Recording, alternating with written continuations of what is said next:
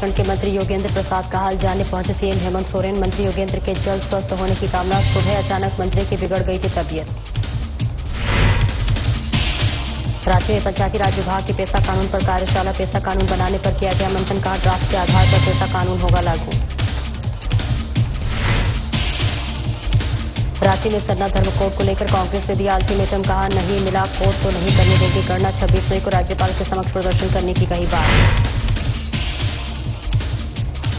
दरभंगा में बिना इजाजत अम्बेडकर छात्रावास पहुंचे राहुल गांधी। धारा 140 लागू होने के बाद भी हॉस्टल पहुंचकर छात्रों से किया संवाद। कहा आपसे बात करना ही मेरा लक्ष्य। और चतरा से ऑपरेशन सिंदूर की सफलता को लेकर निकाली गई तिरंगा यात्रा। बीजेपी ने शहर में निकाली भव्य तिरंगा यात्रा। भारत माता की जय के लगाए गए नारे।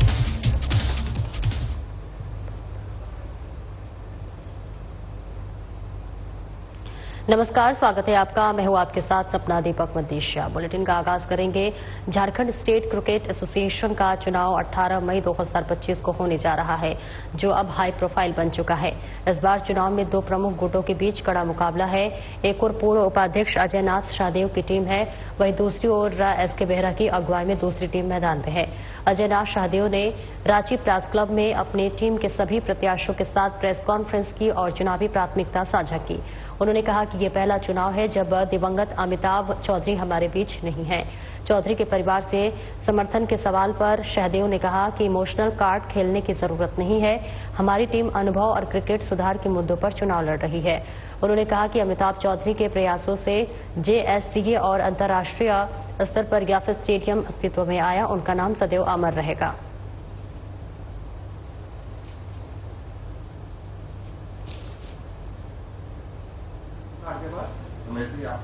उनको फिर कर देंगे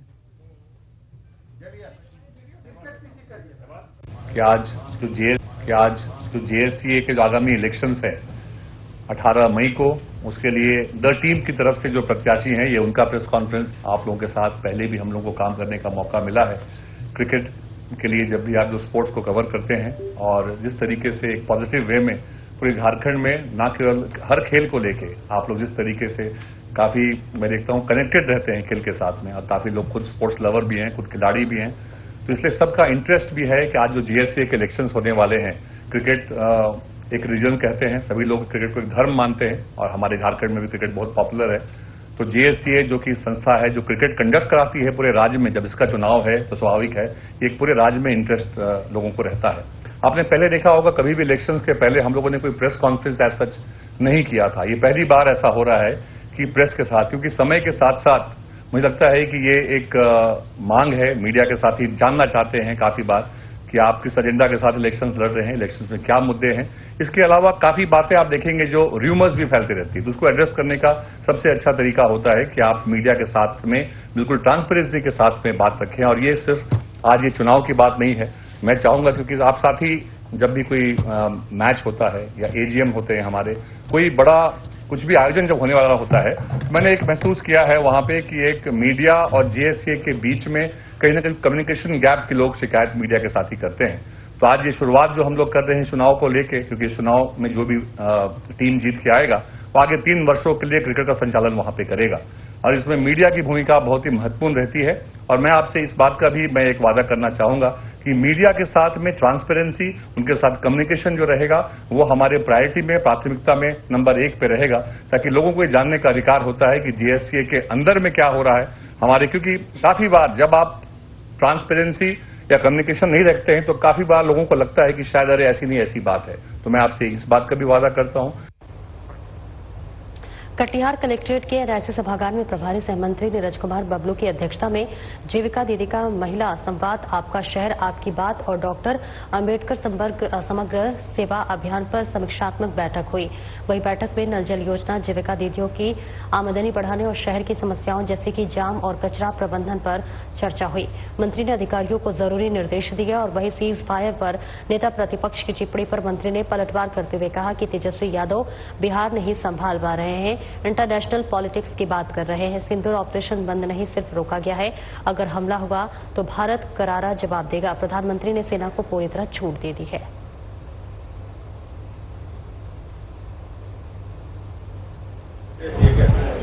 देखिए, कई विषयों पर आज समीक्षा बैठक आयोजित की गई। जो महिला संवाद मुख्य रूप से है जीविका दीदी का, और आपका शहर आपकी बात है डॉक्टर अंबेडकर समग्र सेवा अभियान के तहत जो काम कर रही है सरकार, उन तमाम चीजों का समीक्षा बैठक किया गया है। नल का जल जो पीएचडी के द्वारा किया जाता है, इसकी समीक्षा बैठक की गई है, और जहां भी जो कमी था उस पर निर्देश दिया गया है कैसे ज्यादा से ज्यादा लोगों को फायदा पहुंचे, कैसे जीविका दीदी को और फायदा पहुंच सकता है, जीविका दीदी का आय कैसे और बढ़ सकता है। उन तमाम चीजों पर हम लोगों ने बात किया है, निर्देश भी दिया है, और कई ऐसी शहर की समस्याएं हैं जो जाम की समस्याएं हैं, उस पर हम लोगों ने बात किया है। जो कचरा प्रबंधन का कुछ इशू आया था, उन तमाम चीजों पर हम लोगों ने बात किया। जो लोकल कई भारतीय सेना के सफल ऑपरेशन सिंदूर की गौरवशाली विजय के उपलक्ष्य में हजारीबाग में एक भव्य तिरंगा यात्रा का आयोजन किया गया। कार्यक्रम का आयोजन भारतीय जनता पार्टी ने किया, जिसमें काफी संख्या में लोगों ने भाग लेकर भारतीय सेना के प्रति सम्मान और समर्थन प्रकट किया। हजारीबाग के ऐतिहासिक बुढ़वा महादेव मैदान से आरंभ हुई इस यात्रा में सांसद मनीष जायसवाल, कई विधायक, बीजेपी के वरिष्ठ पदाधिकारी, युवा मोर्चा के कार्यकर्ता, महिला मोर्चा और बड़ी संख्या में स्थानीय नागरिक शामिल हुए। तिरंगा यात्रा ने पूरे शहर में को देशभक्ति रंग में रंगते हुए देखा गया।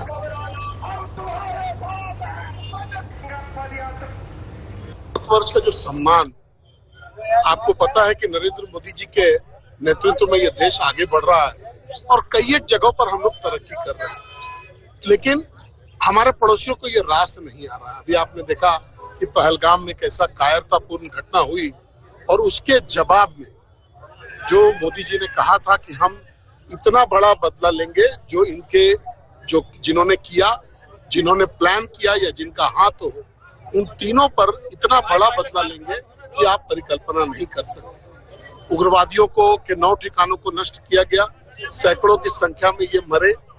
पाकिस्तान के 11 एयर बेसेस को तबाह किया गया, उनके जो इंफ्रास्ट्रक्चर है उस पर प्रहार किया गया। तो हम लोग अब नीति बड़ा स्पष्ट है कि अगर कोई उग्रवाद की घटना होगी तो जो भी संलिप्त हो। बिहार सरकार के स्वास्थ्य एवं विधि मंत्री मंगल पांडे ने कटिहार के फलका में 22 करोड़ 32 लाख रुपए की स्वास्थ्य योजनाओं का उद्घाटन और शिलान्यास किया। इनमें 30 बेड के सामुदायिक स्वास्थ्य केंद्र, 34 हेल्थ एंड वेलनेस सेंटर और हेल्थ सब सेंटर शामिल है। उन्होंने कहा कि राज्य सरकार ग्रामीण क्षेत्रों तक स्वास्थ्य सेवाओं का सुलभ बनाने के लिए लगातार प्रयासरत है। अस्पतालों में दवाओं की उपलब्धता और सुविधाओं में सुधार हुआ है। स्वास्थ्य विभाग में मानव बल की कमी को दूर करने के लिए भर्ती प्रक्रिया तेज की जा रही है। आयुष्मान भारत टीकाकरण और अन्य कल्याणकारी योजनाओं को सफलतापूर्वक लागू कर सरकार व्यवस्था सेवाओं को सुदृढ़ बना रही है। कई योजनाओं का उद्घाटन किया गया। आज कटिहार जिले में 22 करोड़ 32 लाख रुपए के विभिन्न योजनाओं का उद्घाटन और शिलान्यास किया गया है, और खास करके बिहार सरकार का स्वास्थ्य विभाग ग्रामीण क्षेत्रों के स्वास्थ्य व्यवस्थाओं को ठीक करने के लिए ज्यादा फोकस्ड होकर काम कर रहा है। इसीलिए विभिन्न जिलों में हेल्थ एंड वेलनेस सेंटर और हेल्थ सब सेंटर बनाने के काम को काफी गति दिया गया है। आज कटिहार जिले में 34 हेल्थ एंड वेलनेस सेंटर के शिलान्यास का कार्यक्रम संपन्न हुआ है। इसके अतिरिक्त एक 30 बेड के सामुदायिक स्वास्थ्य केंद्र का भी शिलान्यास हुआ है, और अन्य स्वास्थ्य केंद्रों के शिलान्यास का कार्य यहां संपन्न हुआ है। कांग्रेस के राष्ट्रीय सचिव सह पश्चिम बंगाल प्रभारी अंबा प्रसाद शिक्षा न्याय संवाद कार्यक्रम के दौरान कटिहार पहुंचे, जहां उन्होंने एक प्रेस वार्ता को संबोधित करते हुए बीजेपी और पीएम मोदी पर जमकर हमला बोला। कांग्रेस के राष्ट्रीय सचिव अंबा प्रसाद ने कहा कि वो कटिहार में शिक्षा न्याय संवाद कार्यक्रम के लिए आई थी, लेकिन प्रशासन ने उन्हें छात्रों के बीच कार्यक्रम करने की अनुमति नहीं दी। यही नहीं, नेता विपक्ष राहुल गांधी भी दरभंगा में कार्यक्रम में जाने से रोका गया, जो काफी दुर्भाग्यपूर्ण है। इसकी वो कड़ी निंदा करती है। इस दौरान उन्होंने बीजेपी पर हमलावर होते हुए कहा कि इनका एक ही मकसद है, हिंदू मुसलमान, भारत पाकिस्तान, हिंदू मुस्लिम में वो पीछे रह गए, क्योंकि जितना देश में एकजुटता इस बार देखा गया है वो समझ में आ गया है। देखिए, उनका दो ही फंडा रहा है, हिंदू मुस्लिम और पाकिस्तान और हिंदुस्तान। हिंदू मुस्लिम में भी वो पीछे रह गए, क्योंकि जितना देश में आपने एकजुटता इस बार देखा, वो समझ में आ गया कि हमारे देश को कोई भी मौका इस तरह का नहीं मिलेगा किसी भी दुश्मन को कि वो धर्म के आधार पे हमारे देश को तोड़ सके। क्योंकि जिसने भी हमारे उस प्रोपेगेंडा के साथ जो पहलगाम में अटैक किया है, हिंदू पूछ पूछ के आराम से कपड़े उतार के आराम से आए, आराम से गए, उनका मकसद क्या हो सकता है वो आप सोच सकते हैं। और उनको कितना आराम मिला है, कितना मतलब वो कितने रिलैक्स थे। ऐसा नहीं कि वो घबरा के आए, घबरा के चले गए। वो इतने कॉन्फिडेंट होके आए, वो ऐसे जगह पे आए जहां पे मतलब जिस जगह पे, और बाद में बोला भी जा रहा है, माननीय प्रधानमंत्री जी बोल रहे हैं कि चूक हुआ, लेकिन हम लोग जानना चाहते हैं चूक किस। और बड़ी खबर बगहा से है, जहां डबल इंजन की सरकार में शामिल बीजेपी विधायक भागीरथी देवी ने रामनगर अस्पताल का औचक निरीक्षण किया है। अपने कार्यकाल पूरा होने के क्रम में पहली बार आज सामुदायिक स्वास्थ्य केंद्र रामनगरी पहुंची पद्मश्री विधायक के भी होश उड़ गए हैं, क्योंकि अस्पताल में कई कमियों और खामियों पर विधायक भड़क गई।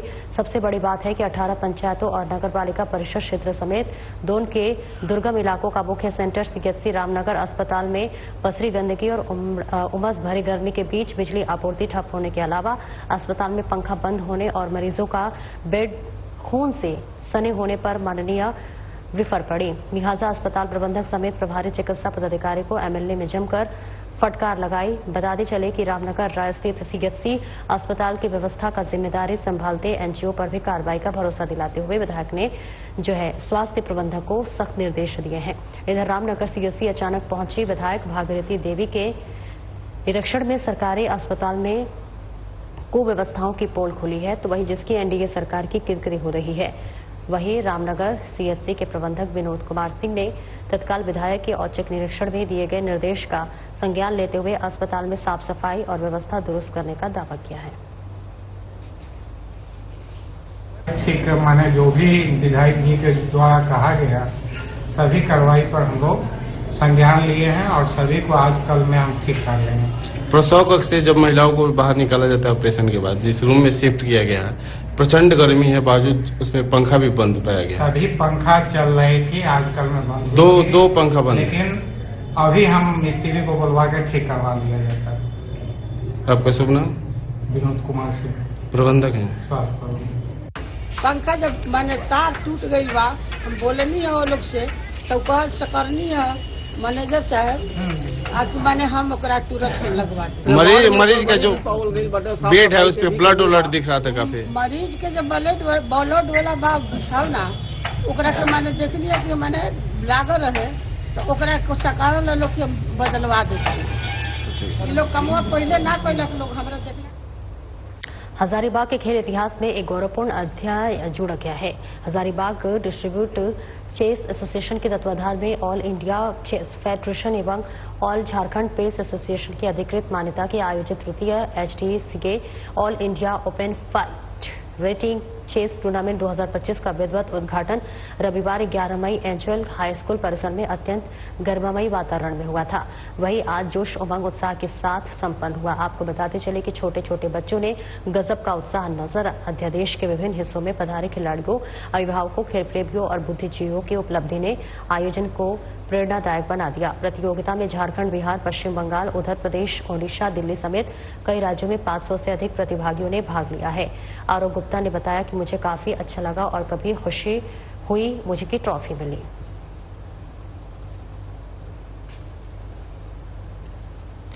लेवल पे मैच होगा तो निश्चित तौर पे अब फायदा हमारे झारखंड वासियों को और हजारीबाग के हमारे जितने भी यहाँ युवा छात्र हैं सबको एक अच्छा मौका मिलेगा, एक अच्छा प्लेटफॉर्म मिला, इससे मनोबल कहीं न कहीं बढ़ा। इस तरह का कार्यक्रम जो सर, ये खेल से बच्चों में कितना ऊर्जा का संचार उत्पन्न होता है? बहुत ही होगा और बहुत अच्छा कार्यक्रम है।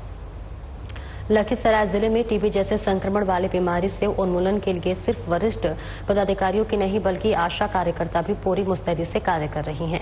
आज हम एक ऐसी ही आशा कार्यकर्ता के बारे में बात कर रहे हैं जो एक दो नहीं बल्कि 50 लोगों को टीबी जैसी बीमारी से इलाज के द्वारा निजात दिलवा चुकी हैं और आज भी इस दिशा में कार्य कर रही हैं। इस आशा कार्यकर्ता का नाम है पप्पी कुमारी, जो लखीसराय जिले के सदर प्राथमिक स्वास्थ्य केंद्र के अंतर्गत पतनेर हेल्थ एंड वेलनेस केंद्र पर कार्य कर रही हैं। आशा कार्यकर्ता पप्पी कुमारी अपने क्षेत्र में गृह भ्रमण पर समुदाय का अन्य बीमारी के साथ साथ मुख्य रूप से टीबी से बचाव के लिए जागरूक करती रहती हैं। अगर भ्रमण के दौरान उन्हें कोई भी संदिग्ध दिखता है तो उसे जांच के लिए सदर ले जाती हैं।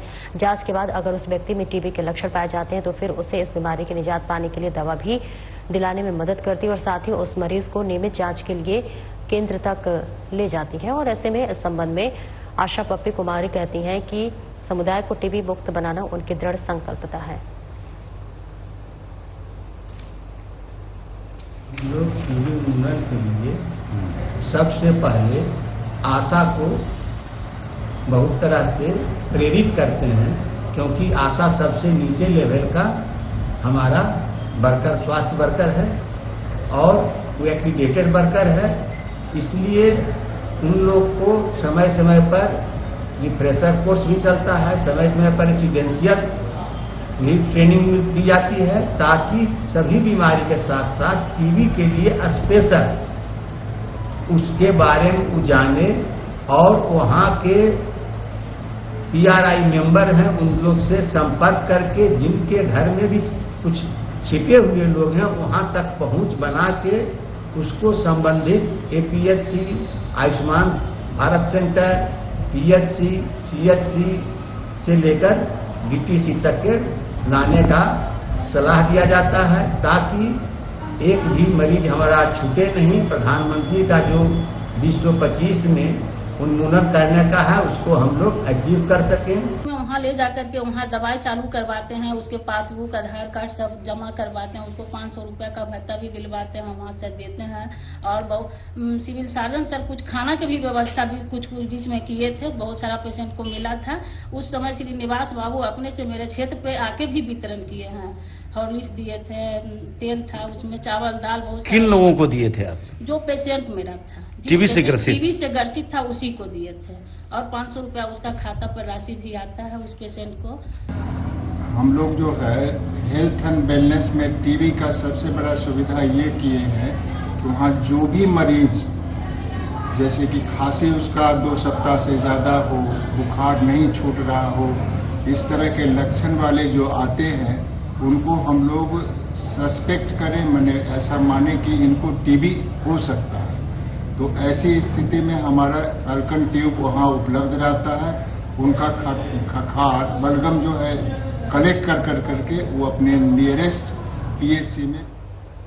बोकारो जिले के नवाड़ी थाना क्षेत्र की देर रात हुई हत्या मामले को लेकर आक्रोशित ग्रामीणों ने जमकर बवाल काटा। आरोपियों की गिरफ्तारी की मांग को लेकर ग्रामीणों ने नवाड़ी थाना घुसकर तोड़फोड़ किया।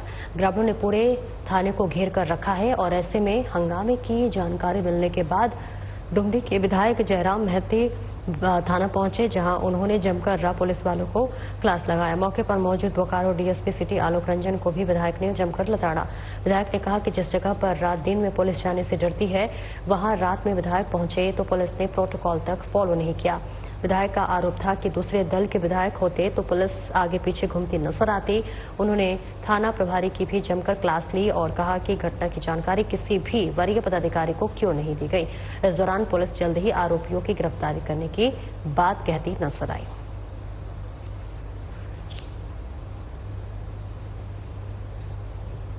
हजारीबाग लोहसिंगना थाना क्षेत्र में सदर अस्पताल गेट के सामने एक मेडिकल में चोरी का मामला सामने आया है।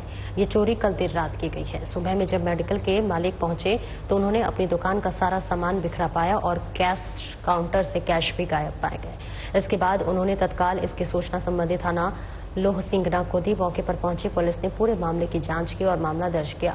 वहीं मौके पर दुकान के मालिक ने बताया कि रात में जब मैं दुकान बंद कर गया तो सब कुछ ठीक था और सुबह जब दुकान खोलने के लिए आया तो सारा सामान बिखरा पड़ा। कैश काउंटर को भी कैश गायब था। कैश काउंटर में भी करीब 2-3 दिन का सेल था। अनुमानित चोरी का आकलन उन्होंने लाख रुपए से संबंधित बताया। तो मेरा दुकान के ऊपर छत से तोड़ के देखे सब दवा बिचड़ा हुआ, कैश सब टूटा हुआ, कैश बुक सब दवाई महंगा दवाई सब चोरी करके ले गया। अनुमान हमको लगता है लाख रुपए के अंदर में है। नगद भी था 25 लीटर, बिना हुआ नहीं था सीधी बात, लेकिन गया 3 दिन का बिक्री था, वही सब गया। कैश मोमो वगैरह कागज पत्र सब लेके चलिए। यहाँ पे पता चला फोन के द्वारा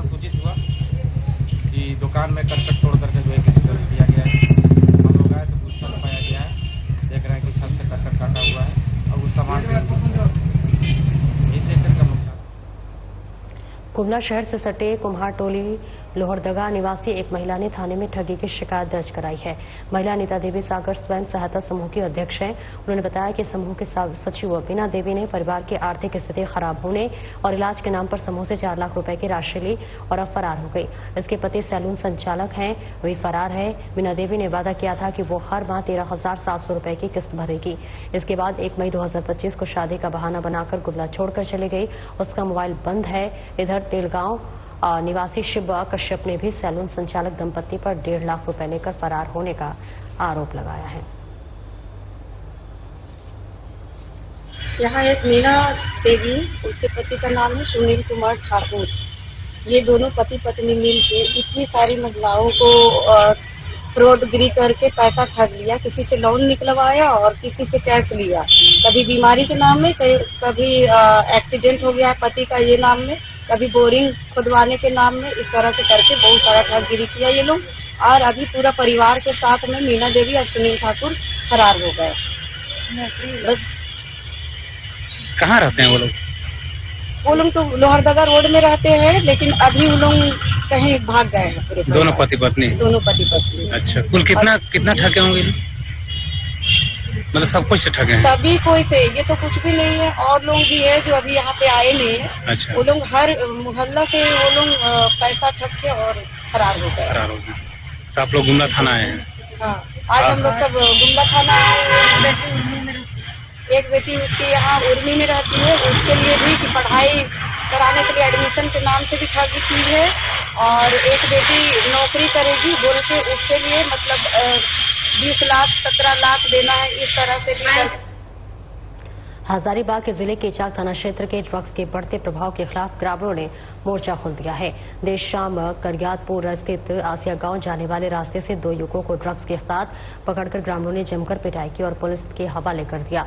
पकड़े गए युवकों में एक की पहचान राजेंद्र मेहता के रूप में हुई है। ग्रामीणों के अनुसार इचाक थाना क्षेत्र में ड्रग्स की अवैध बिक्री और सेवन तेजी से बढ़ रहा है, जिसमें युवा पीढ़ी बर्बादी की कगार पर पहुंच रही है। सामाजिक कार्यकर्ता गौतम कुमार ने बताया है कि नशे की लत के कारण कई युवा चोरी और लूट जैसी घटनाओं में शामिल हो रही है। इसी को देखते हुए क्षेत्र में टीम बनाकर ड्रग्स पेडलरों को पकड़ने और पुलिस को सौंपने का निर्णय लिया गया है। ग्रामीणों की इस कार्रवाई से इलाके में नशा के तस्करों के बीच हड़कंप मच गया है और अन्य ड्रग्स तस्कर फरार हो गए हैं। पुलिस मामले की जांच पड़ताल में जुटी हुई है। सेवन बढ़ते जा रहा है और युवा लोग इसका बहुत ज्यादा शिकार हो रहे हैं। इसके लिए हमारा टीम का जितने भी लड़के लोग हैं तो बहुत सारे मेहनत कर रहे हैं और हमारे गौतम भाई जो है सो दिन रात एक कर दिए हैं।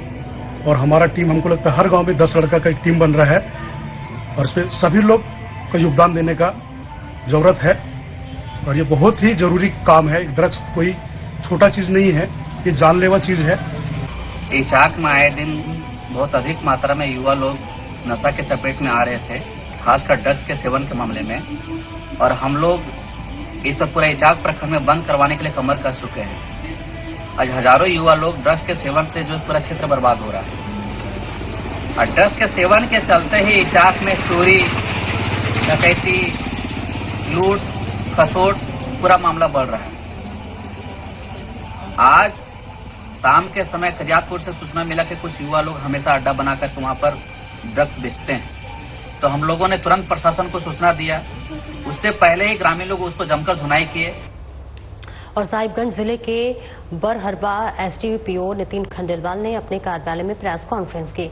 इस दौरान उन्होंने बताया कि बीते दिनों अर्जुनपुर गांव में 9 साल के बच्चे रस्का सोरेन के अज्ञात लोगों ने पत्थर कूच कर हत्या कर दी है थी और उसके शव को पुल के नीचे छिपा दिया था, जहां मृतक बच्चे की मौत मामले को लेकर उसकी मां ने लिखित आवेदन दिया था, जिसके बाद पुलिस ने पूरे मामले की जांच पड़ताल में जुटी हुई थी। और उधर रांगा थाना क्षेत्र की पुलिस ने उक्त हत्याकांड मामले में शामिल आरोपी लीला सोरेन को उसके घर खोखरो टोला से गिरफ्तार करके जेल भेज दिया है। 11 मई को एक हत्या की घटना हुई थी। उसमें रांगा थाना अंतर्गत कुकरा टोला जो है वहाँ पे नुरुडी जगह का नाम है, नहर पुल के पास एक शव मिला था 10 वर्ष के बच्चे का। उसको निर्मम तरीके से हत्या कर दी गई थी, पत्थर से मारकर। नहर पुल के नीचे जो जो पाइप होता है उसके अंदर उसकी मृत शरीर मिला था। घटना की सूचना तत्काल पुलिस सभी थाना के पदाधिकारी और वरीय पदाधिकारी घटनास्थल पर पहुंचे और उसके बाद शव को कब्जे में लेकर आगे पोस्टमार्टम की कार्रवाई की गई। इसके बाद क्योंकि अज्ञात हत्या का मामला था और परिवार वालों को किसी पर शक नहीं था, हम लोगों ने पूरी पुलिस बल ने थाना प्रभारी अनुसंधानकर्ता और अन्य पुलिस पदाधिकारियों के सहयोग से टीम बनाई गई। लगातार पूछताछ ग्रामीणों से की गई, पता लगाया गया तो उस संबंध में एक व्यक्ति पर शक हुआ और उसके बाद उसका नाम लीला सोरे है, जो मृतक बच्चा है उसका खुद का अपना चाचा है। तो उसके शक के आधार पर उससे पूछताछ प्रारंभ की गई और उसके बाद कल पूछताछ के दौरान उसने अपना अपराध स्वीकार किया। उसने बताया कि उसी ने बच्चे की हत्या की और उसके साथ के रूप में जिस पत्थर से पूछ कर हत्या की गई थी उसके बराबर। फिलहाल इस बुलेटिन में इतना ही। नमस्कार।